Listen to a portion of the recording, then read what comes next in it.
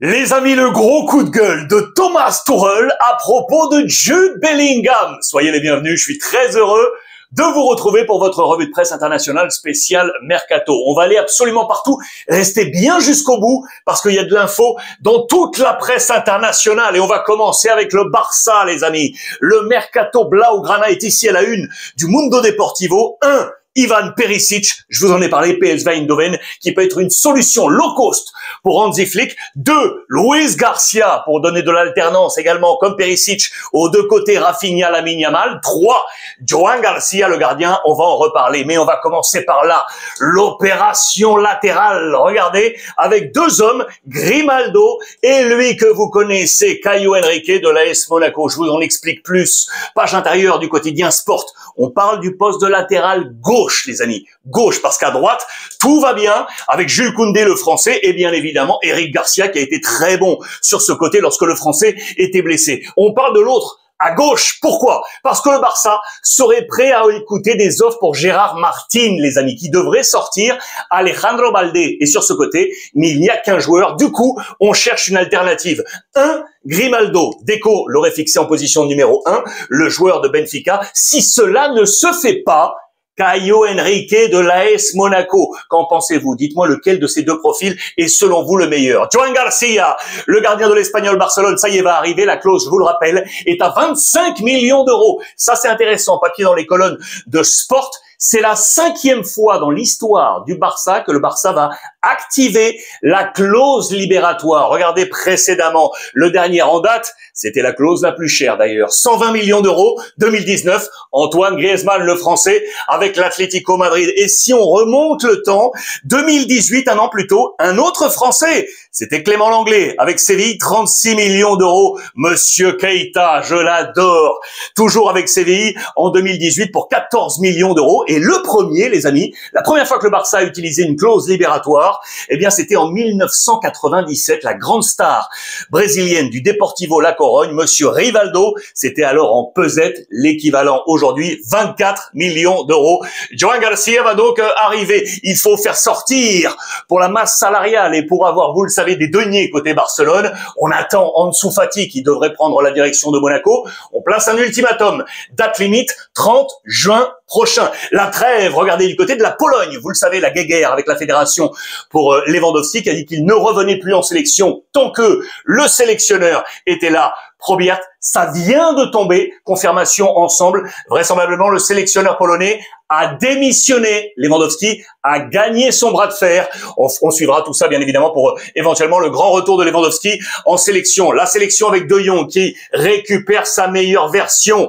avec les Pays-Bas. Il vient de jouer 180 minutes, semaine internationale, vous le savez. Ronald Koeman, l'ex du Barça, sélectionneur des Pays-Bas, a retrouvé la meilleure version de Jong et notamment pour le Barça, ça c'est très intéressant. Marc Bernal, de retour de blessure, il est en train de récupérer tranquillement pour revenir dans les plans d'Hansi Flick. Jude Bellingham, alerte générale, les amis. Regardez tous les tabloïds anglais avec Thomas Tuchel, vous le savez, la grosse défaite à domicile face au Sénégal, 3-1. Je salue encore tous les copains sénégalais. Regardez les titres, ça va jusque là. Thomas Tuchel qui nous dit que sa maman n'est pas du tout contente et presque effrayée du comportement, de l'attitude de Jude Bellingham, notamment vis-à-vis du corps arbitral. Je vous rappelle que Stéphanie Frappart avait été l'arbitre du dernier match dans cette rencontre et Thomas Tuchel est très clair. Il dit que l'attitude de Jude Bellingham vient même d'éteindre malheureusement sur certains de ses coéquipiers. C'est un message très très fort, regardez,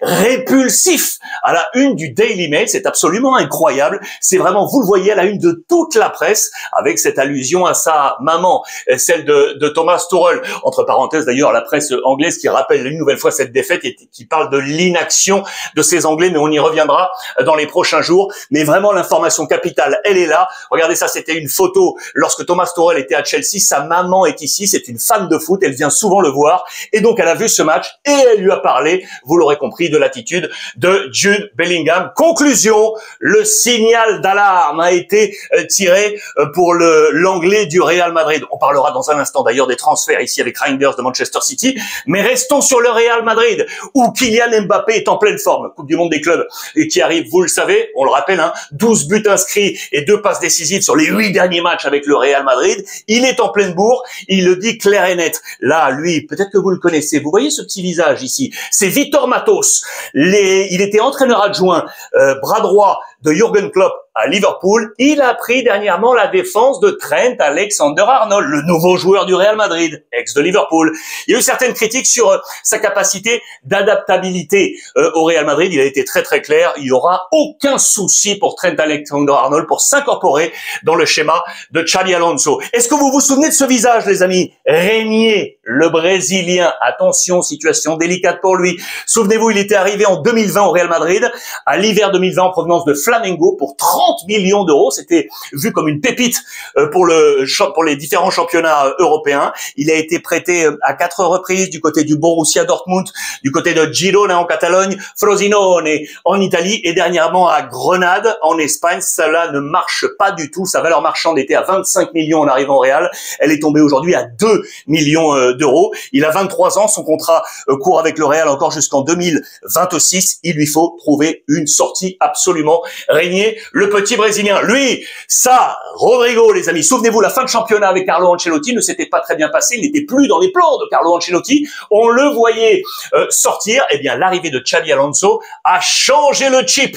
Il est reparti en mode conquête, Rodrigo, pour entrer dans les plans. La liste pour la Coupe du Monde des clubs est là. Bien évidemment, il est en place. Sachez qu'il y aura bon nombre de jeunes joueurs. Ils seront 9 de la cantera pour essayer, bien évidemment, d'entrer dans les plans du nouveau coach du Real Madrid qui fait un de plus. Il joue partout. Carlo Ancelotti n'était plus encore, il était plus en mode papa. Xabi Alonso, il est presque encore joueur. Il participe à tous les entraînements et les échauffements. Carreras, vous le savez, le latéral droit est dans ses plans. Il devrait arriver d'ici peu, latéral gauche, pardon. Il est toujours pour l'instant avec Benfica, qui est également engagé dans la Coupe du Monde des clubs. Je vous rappelle le groupe de Benfica, groupe C avec le Bayern, Auckland et Boca Juniors. Regardez les derniers matchs de préparation. Là, c'était face à Tampa Bay aux États-Unis, victoire 7-0 de Benfica. Je vous rappelle que Di Maria, avant de rejoindre son club formateur, fait cette dernière aventure avec Benfica. Il a marqué, les amis, sur ce 7-0. Il était ici dans le 11 titulaire. Et juste pour l'info, donc Carreras était bien titulaire, couloir gauche. Et aux États-Unis avec Benfica, avant de rejoindre probablement le Real Madrid. Changement de garde à Manchester City. Pep Guardiola change ses pistolets, les amis. Regardez ça, vous le savez, il a décidé de ne plus compter sur Jack Grealish, mais également sur Walker, les amis, qui était en prêt du côté de l'AC Milan. Il revient, Pep n'en veut plus, il les sort tous les deux, sortis, et notamment de la liste, justement, pour la Coupe du Monde des clubs. Je vous montre cette liste. Ils ne sont pas là, les deux hommes. Ceux qui sont là, notamment les 3 derniers et les 4 derniers nouveaux, pardon, avec Aïnouri qui est ici, avec Reinders, avec Cherki qui est également là. Il m'en manque un. Me manque-t-il un? Non, ils sont là, les 3 derniers. Non, voilà, pardon. C'est le gardien Bettinelli que je cherchais. Les 4 signatures là de Pep Guardiola. En parlant de signatures, d'ailleurs, je voulais vous faire un focus sur toutes les signatures depuis l'année civile, là, 2025, depuis le mois de janvier. Regardez ça pour un total de 280 millions de livres, avec notamment Ryan Cherki ici à 30 millions de livres pour l'Olympique lyonnais. Le plus cher, c'est Reinders, AC Milan, 46 millions de livres. Pep Guardiola a déjà lâché le chéquier. Manchester City pour être compétitif et repartir sur la scène européenne. Celui qui est parti, vous le savez, c'est Kevin De Bruyne. Il arrive au Napoli, les amis. La 8e merveille, c'est aujourd'hui, visite médicale. Ça y est, elle était prévue normalement un peu plus tôt avant la semaine internationale, elle avait été retardée. Il va donc arriver. Voilà une touche de classe pour Antonio Conte. On parle de 7e étoile dans les colonnes de la Gazzetta dello Sport en mode cinéma. Regardez, elles sont là les étoiles sur ce film cinématographique. Regardez ces noms: Hamzik, Cavani, Mertens, Higuaín, Osimhen, Vara. On peut penser également à Lukaku et donc Kevin De Bruyne qui va arriver dans ce plan de Conte. Vous le voyez, c'était à la une du Corriere dello Sport. Un coup de génie, comme on le dit, de la part du président De Laurentiis. Je vous amène à la une de la Gazzetta dello Sport parce que l'AC Milan est en mode bataille également. Max Allegri de retour qui va monter le mur. Le mur, c'est le mur défensif. Vous voyez là? 2 joueurs d'Arsenal. Et pour cause. Parce que regardez, lui, vous le savez, va partir. Le français, on parle d'Adrien Rabiot, éventuellement pour le milieu de terrain. Marseille s'accroche pour le garder. On a parlé à l'instant de Reinders qui quitte également. Voilà pourquoi Rabiot pourrait arriver, parce qu'on parle de poste de milieu. Et donc, Théo Hernandez, le latéral, qui devrait retrouver l'Atlético Madrid, là où il avait été notamment formé. Ces joueurs sortis, et notamment donc Théo, c'est là qu'intervient Zinchenko, les amis. Regardez la nouvelle possible défense de l'AC Milan avec donc 2 hommes. Zinchenko qui est ici et Kivior, les amis. Kivior, pourquoi? Parce que Thio pourrait également sortir. On est en ballottage concernant Tomori, on ne sait pas trop. Pavlovic, lui, devrait rester. Si Thio sort, eh bien, on va chercher Kivior. Et donc, si Théo est assuré de sortir, c'est Zinchenko qu'on irait sortir. Que pensez-vous de ces 2 profils, les amis? Plutôt intéressant. 12 mois encore de contrat avec Arsenal pour Zinchenko, alors que l'ami Kivior a déjà joué en Serie A. C'était avec la Spezia. La Spezia. Ça peut être intéressant, donc. Et que pensez-vous de ces 2 profils? La réussite de Max Allegri, la première, c'est d'avoir regardé Mike Maignan, l'international tricolore qui devait rejoindre, vous le savez, Chelsea. Et on avait éventuellement mis sur les tablettes cet homme, l'ami Svilar de Rome. Du coup, comme Mike Maignan reste à Milan, eh bien Svilar a dit moi je reste à Rome, les gars. Moi je suis bien ici. Il y avait d'autres clubs européens qui étaient ultra intéressés. Rome va donc garder sa star dans les buts. Paredes, les amis, un nom qui résonne, international argentin, vous le savez, très intéressant. AS Roma, Boca Junior, l'aimerait absolument, et notamment pour la Coupe du Monde des clubs. On aimerait l'inscrire maintenant pour le faire venir. Affaire à suivre ici. Déclaration là de Javier Pastore, l'ancien de Rome, qui dit d'avoir gardé Ranieri et de faire venir Gasperini. Ça, c'est un duo en or pour l'AS Rome. Déclaration de Javier Pastore. Où en étions-nous, du coup? Eh oui, regardez, il romanista. Parce que l'ami Ranieri devait donc partir rejoindre la sélection. D'ailleurs, en fin d'édito, vous verrez qui est le nom annoncé du côté de la sélection italienne. Et du coup, finalement, il reste. Et du coup, on reprend le travail. Où en étions-nous? Regardez, dans les pages intérieures, on nous parle de 6 profils qui pourraient apporter du physique à Gasperini. Ce ne sont pas des noms qu'on connaît, ce ne sont pas des noms de premier rang, sauf les experts du football international, bien évidemment. Mais regardez ces différents noms. Voici les cibles possibles de l'AS Rome pour apporter donc du physique à l'effectif de Gasperini. On part à la Juve maintenant, parce que regardez, le grand patron est passé dire bonjour. John Elkann, là, ici, à la une du Tuttosport, qui est venu notamment saluer Igor Tudor. Prolongation de contrat pour lui jusqu'à fin 2027. Il est venu apporter son soutien, l'ami Elkann. Et regardez ça, j'adore cette anecdote. Regardez cette petite cravate là, c'est un signe fort. Cette cravate, je vous l'ai grossie ici avec ce message. C'était une édition, les amis, de 1986, quand la Juve avait remporté sur la scène internationale tous les trophées possibles. C'était absolument incroyable. La Coupe de l'UEFA, la Coupe d'Italie, il était champion, la Supercoupe et l'Intercontinental. C'était une Juve XXL. Et ben du coup, il a remis la petite cravate. Réédition, mode vintage pour dire les gars, moi c'est ça que je veux, c'est cette Juve que je veux. J'adore ça. C'était dans les colonnes une nouvelle fois italiennes. La Juve qui espère toujours Gyökeres, c'est le travail de Damien Comolli, notamment le nouveau patron de la Juve. Mais attention parce que l'Arabie Saoudite est là. Vous le savez, avec le Sporting Portugal, avec de grosses sommes d'argent. Arsenal très intéressé et donc la Juventus de Turin pour éventuellement, si Vlahovic sort, eh bien aller chercher ce nouveau numéro 9 avec toujours bien évidemment le prêt supplémentaire de Kolo Muani du Paris Saint-Germain pour rester à la Juve. En parlant de Gyökeres, je vous ai parlé de ce bras de fer avec son président Varandas. Regardez aujourd'hui à la une de Record au Portugal.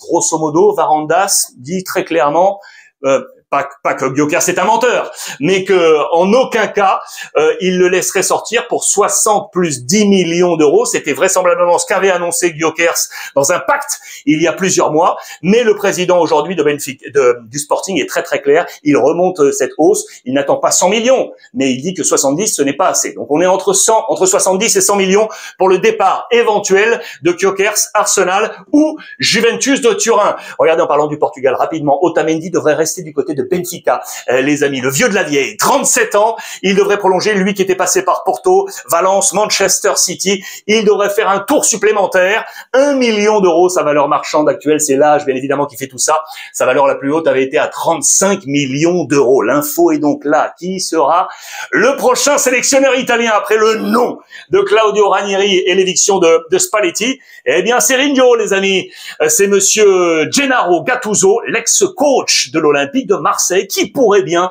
séduire donc la fédération menée par le président Gravina. Regardez, il y avait d'autres noms, hein. Ici que vous connaissez, avec Mourinho, avec Cannavaro. Il faut revenir dans l'échelon pour se qualifier pour la prochaine Coupe du Monde avec Israël, avec la Norvège. On a une pensée pour Carlo Ancelotti, hein. Peut-être que Gravina aurait aimé voir Carlo Ancelotti, qui, vous le savez, a rejoint le Brésil pour sa première victoire. D'ailleurs, qui fait du bien aux Brésiliens. Je vous montre ça parce que Gattuso, je vous l'ai dit, n'est pas seul. Il y a également un autre nom qui résonne, c'est Tedesco, les amis. Il est là, qui a été, vous le savez, sélectionneur notamment de la Belgique. Est-ce que ça va se jouer entre ces deux hommes? Peut-être qu'à la lecture de cette vidéo, ce sera tombé. Et vous me le direz en commentaire sur l'ensemble des réseaux sociaux. D'autres noms ont donc résonné. Roberto Mancini, Rafa Benitez, l'Espagnol, et donc José Mourinho. Je vous emmène rapidement en Allemagne. Ça, c'est intéressant. Avec Chelsea, puisque Chelsea voulait absolument faire signer la petite pépite Gittens du Borussia Dortmund, et notamment pour la Coupe du Monde des clubs. Mais on a du rififi, parce que on veut 65 Borussia, on offre 55, 10 millions d'écart. Ce n'est pas encore fait pour l'instant. Il est toujours joueur du Borussia. Le Bayern est à la Coupe du Monde des clubs. Les amis, Vincent Kompany, échauffement, qui assure que ces stars vont jouer. Il leur assure qu'elles vont jouer dans cette Coupe du Monde des clubs. En parlant du Bayern, tiens, je vous en ai parlé hier. Regardez, Nico Williams, 22 ans, Athletic Bilbao. On avait dit que Barcola et Nico Williams seraient sur les tablettes du Bayern Munich, pardon. Eh bien, Max Herbel, le directeur sportif, on nous annonce dans les colonnes de Bild, le quotidien allemand, qu'il aurait eu des discussions avec, ça y est, l'encadrement de Nico Williams. Que va-t-il se passer? Affaire à suivre. Et puis je termine par là en parlant encore du Bayern. L'ami, c'est le roi Sané, qui a donc quitté le Bayern Munich. Regardez les dernières images à son arrivée du côté de la Turquie. Il vient de signer à Galatasaray, les amis. Lui, l'enfant formé à Schalke, Manchester City, souvenez-vous, pour 52 millions en 2016, puis le Bayern Munich en 2020 pour 50 millions d'euros. Et bien voilà, il rejoint aujourd'hui Galatasaray à 29 ans. Voilà, les amis, pour ce point complet de cette revue de presse, une nouvelle fois XXL. J'attends vos commentaires, n'hésitez pas, je vais les lire comme d'habitude, avec énormément de gourmandise. Je vous embrasse très fort et n'oubliez pas, profitez des vôtres.